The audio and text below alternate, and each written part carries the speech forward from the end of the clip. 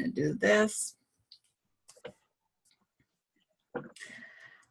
Hi, welcome. My name is Glenna Maggio from The Right Success. I'm also the founder of the Women Rights Movement. Today, I'm really thrilled to be able to introduce you to Laurence O'Brien.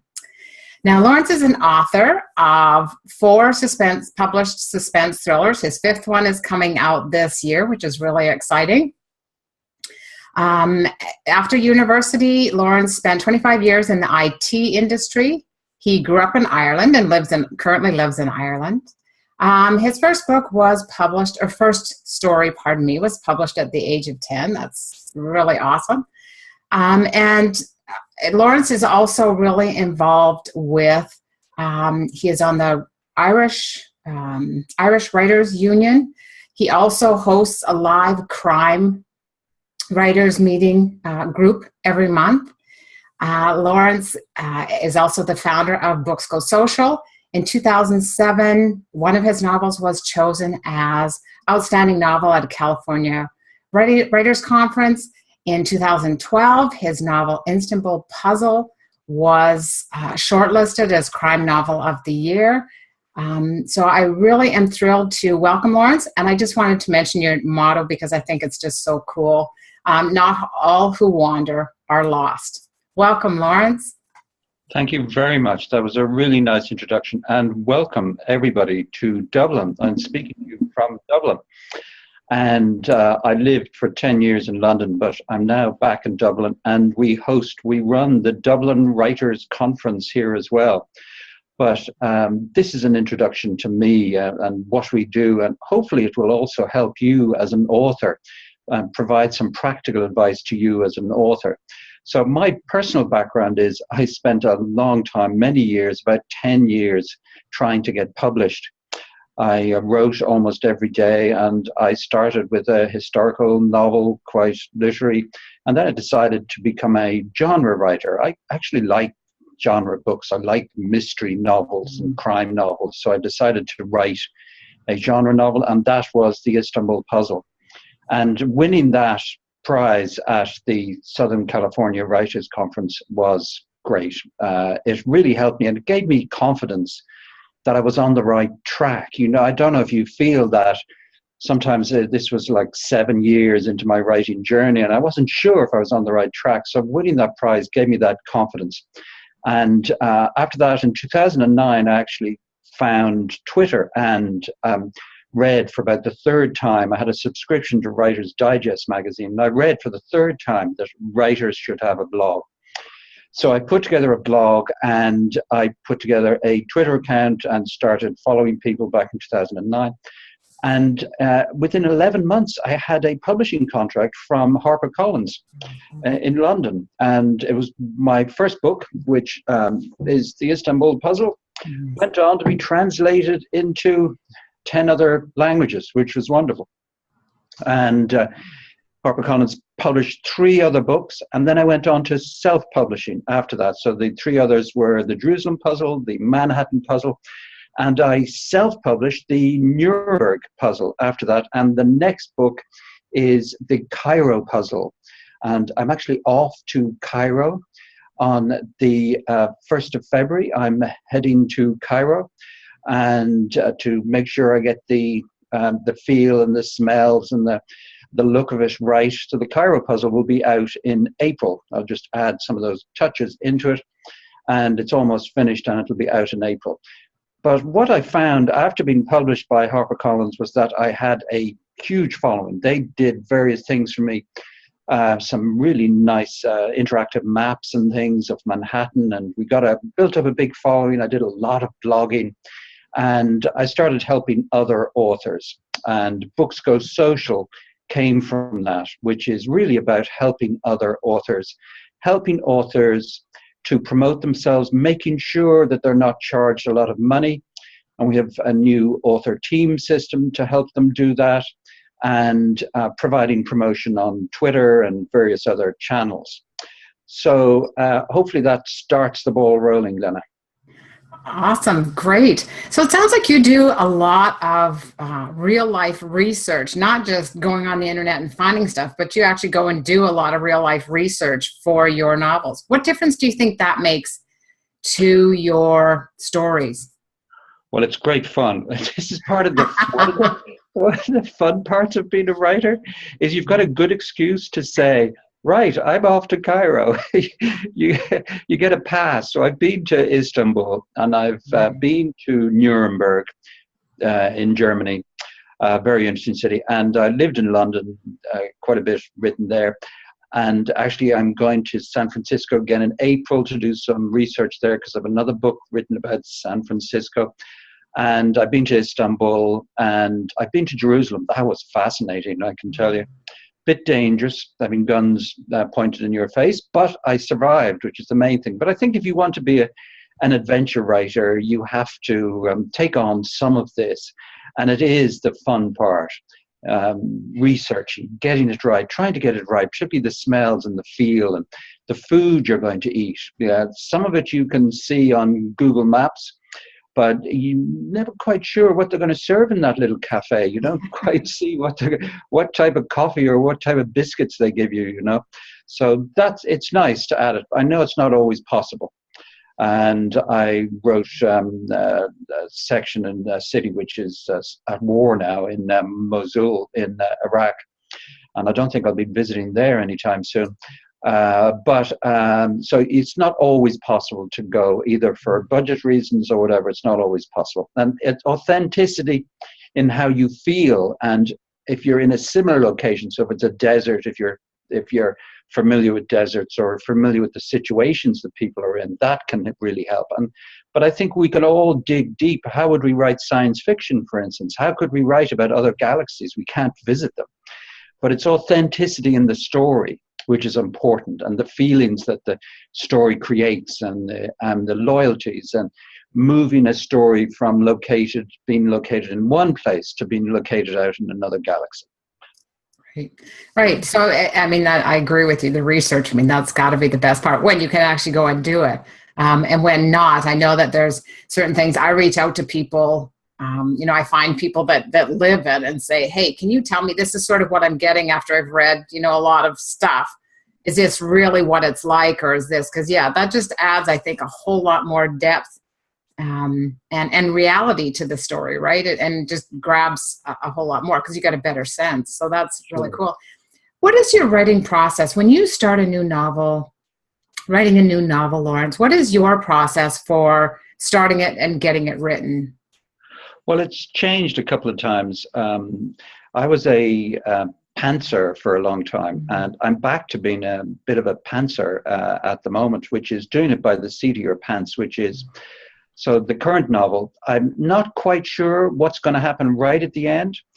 So I've got 10,000 words to go, and I still haven't got that last scene done. So that's a pantser. And I think when you're an indie author, which I would describe myself, it's nice being indie. We associate ourselves with indie movie makers and indie musicians. So I'm an indie author now, previously published indie author, and I can do it by the seat of my pants. I can sit down in the morning, 500 words is my aim, and I just want to get the story moved forward. It's only a couple of pages. I know some people are writing a lot more, 10 times more, but that's my process at the moment. 500 words, and I just move it forward, and I get ideas. Okay, the character is stuck in this place. What am I going to do? So I'm forced to come up with ideas just for that. Previously, when I was published by HarperCollins, they insisted on having, the first one they took, and the second two, they insisted on having complete synopsis. So that was a plotter, so I had to plot for a publishing company wherein you get a contract and they say, we want 2 others.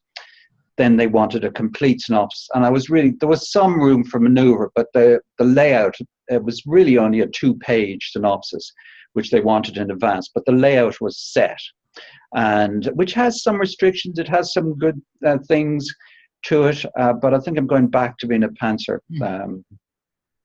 I totally understand. I'm a pantser too. I've tried doing the plotting it out and doing the whole outline, and it just doesn't work for me. I find that that's in the rewrites. Is that when you find that you really pull your story together, as in the rewrites, such that you've got all the twists and turns and things going on as they need Sure. to? Yeah, I always fool myself when I'm writing it that I get it as good the first time. Oh, it's going to be good. Oh, that's great. And then I get an editor always. I don't spend huge money on editors, but I always get an editor to look at it and to give me a report back and to tell me page by page where I'm going wrong. And it's amazing the things that when somebody else looks at your novel, they find things. So yes, and that's where it becomes something that I think readers will like, when you have gone back and done the editing, and then also get some beta readers to read it, and they'll have other ideas. You forgot about this. And yes, I think that it's challenging. It's always challenging when other people are looking at your work, but so many people are going to read it. I think we deserve to those readers, they deserve to have the best possible book we can produce. Absolutely. Absolutely. And I think that's a huge part of it too, because it's, as an author, we have so much information in our brain that doesn't always make it into the story. But once you've gone through it a few hundred times, it's kind of like, geez, did I put that in, or is that not in there? And so, Yeah. We know so much about the backstory and the stuff that doesn't make it, that sometimes, we miss those little things of, oh yeah, that needs to be in there, because otherwise they don't really understand it. But what would you say are some of the hurdles that you've had to overcome as an author? Like, what are some of the struggles that you've had with writing? Well, I think the first one is self-doubt. I think we have a lot of self-doubt. People used to tell my wife, he's dreaming, he's just a dreamer. He'll never get published. Those sort of things, right? Mm-hmm. That's a real challenge. It took me 10 years of writing almost every day, and unless I was sick or Christmas Day, I might stop. But it takes a lot of determination and perseverance. Fortunately, you don't have to be the best writer. You don't have to be the most imaginative writer, but you do need perseverance, and you need to be able, when people in your family are sending you messages saying, oh, he's wasting his time, and, he's just a dreamer, why doesn't he give it up? Those sort of things. And I suppose in one way, when people say that, I got more determined, I'm going to keep going. But it's hard, when you don't see progress, when it's not visible. The progress may be moving across the lake, but you're paddling underneath, but it's not visible. You can't see where you're getting to. So that's a big challenge. And I found the whole publishing process, working with HarperCollins, a real challenge. Publishing houses are not the easiest beasts to deal with. I'm not going to criticize HarperCollins, because most of those publishers are the same, but it's a real challenge dealing with publishers, because as a new author, you're down the pecking order. You're not included in the big things they might be doing for James Patterson or whatever. And so it's a big challenge, dealing with publishing houses. And I really enjoy this. The indie world is really enjoyable, because I can do it, I think, the way I want. I can decide on the covers. I can decide on the timing. If you get a publishing deal now, it could be 2018 or 19 before you get published. So I can decide on the timing, the covers. So it's a wonderful, I'm responsible for it as well. But it's good. The indie world is good. So I enjoy now being into this indie world. I absolutely agree with you. In fact, I pulled my very first novel that I published. I pulled it from a traditional publisher because of the fact that I was still looking at 2-3 years to be published. And it's like, what? I'm ready now. What do you mean? I worked hard to get this book done and ready, and, let's go, kind of thing. So, and I absolutely love the indie world. I find it extremely supportive. And I think that I thoroughly enjoy Books Go Social, and all that you have done for authors, I think is huge. Not only giving them, doing the promotional programs that you do, which are the tweets and and sending out to your lists, but also the support programs within Facebook that you have. Those two groups, one is the authors group and readers group. Maybe you can tell us a bit more about them, but I just find them incredibly helpful and a great place to go to connect with indie authors and get information and share information. Well, I take my inspiration from the writers' conferences in the States, which I went to. I went to the Southern California Writers' Conference, I went to the Algonquian one in New York, and another one by the same group. And what I really enjoyed about those weekends was the camaraderie, the sense of being together with other people, having, first of all, something to talk about our writing, what book are you working on, something to talk about with each other, and then giving each other tips. Do you know this agent? Do you know this? Oh, this publisher is doing this. So there's a gossipy element to it as well, which is really fun. What about this? And did you see what Amazon are doing? Did you see what? So I've tried to translate that into Facebook. So the Facebook author group, it's the Books Go Social, that's one word, Facebook author group. We've over 15,000 now. And it's not a place just to put your ad for your book. It's a place to go and to gossip and to talk about your news. And some people have just won a contest, which I always love to hear about people winning contests. Some people are changing their cover. Some people have found some new service, so they're doing some editing, or they're changing, they're going to move into a new series. So that gossipy, it's like a conference online where you can just drop in. I drop in the morning and the night, and I can see what people are chatting about. And so it's that talking to each other and supporting each other so that we're not alone. That was a challenge 10 years ago as well, the sense of being alone as a writer, that you are alone. So Facebook gives us that through the group. We've also got a reader group, which is a place for people to put their book ads. And we've got a review group where people are giving and getting reviews, not swapping, because it's not allowed by Amazon. We're not allowed to swap, but we give reviews to other authors that we like, that we genuinely like. And after we've done that, we can put our own book up and ask for reviews as well. So these are the Books Go Social author group, the Books Go Social reader group, which is about 15,000 readers in it, not all at the same time, and the review club, the Books Go Social review club, which is about 3,000 authors who are giving and getting. And a lot of authors, it's one of the key things you need is to have genuine, honest reviews. And your family aren't going to help you. They're going to be the ones who I told you are going to be saying, "What's he dreaming? Why should I give him a review? He's dreaming again." So I don't bother with asking my family, and I don't put it on my friends, but I will because they might give you one, if you twist their arm. But I like the groups and setting up email lists. So that's the other big thing which I got into, which was setting up email lists of readers. I started with, because of my blog, people who were interested in mysteries and thrillers, and that grew to people, and we provide free books in exchange for people signing up for those. There's 7 free books now at booksgosocial.com if you sign up as a reader. And if you're an author, you're also a reader. I mean, I buy so many books. I gave away hundreds to charity earlier this year. We were moving, and not this year, earlier at the beginning of 2016. And we gave away hundreds of books to charity because I just buy so many books because I just love them.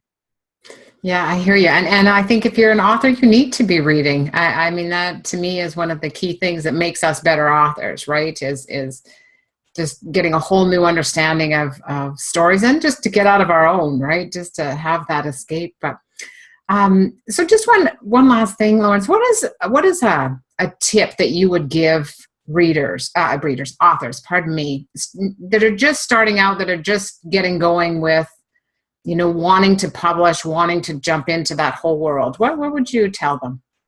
Connect with, in your city, in your town, there's going to be a group. You could find them through the library. You could find them online, put in your city name, writers groups. That's what I did. So find groups. Now, we also have the Dublin Writers Conference, which is at the end of June. It's in Dublin, and writers come from all over the world. A lot of writers come from the States. Most people can write it off. But if you can't afford to come to that sort of international conference, find a conference in your local area, in your city, something you can afford to go to. Find a group, find a conference, join Facebook. I don't do all that personal stuff on Facebook. I don't post family pictures. I'm just interested in connecting as if it was a conference. So that's my tip, is connect so you feel part of something. You're not on your own. Fabulous. And you're going to tell us a bit more about your writers' conference in Dublin in June, I believe, right? June, yeah, this is our third. It's the Dublin Writers' Conference. It's held in the historical landmark Gresham Hotel, which is on the main street in Dublin.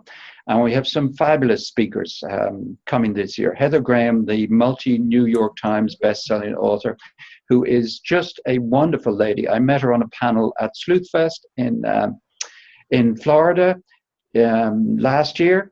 And she said she'd be delighted to come, so she's coming, and that's all agreed now. She's coming. It's the last weekend in June. That's the 23rd to the 25th of June. It starts on the Friday in the afternoon and ends at Sunday lunchtime. We also have a phenomenal Ken Atchity, who is a Hollywood producer with over 30 movies, including one with Angelina Jolie. So I know somebody who knows Angelina Jolie.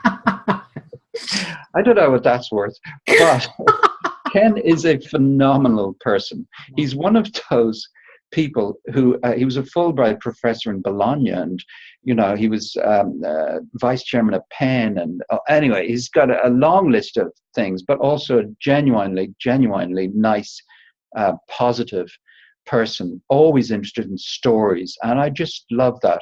So Ken, and we've also got Orna Ross, who's the head of ALI, which is possibly the leading independent authors association in the world. And then we have a stream of other authors who are speaking as well. I'll be speaking on digital marketing, on viral marketing, and we've other authors speaking about blogging and speaking about their experiences in nonfiction.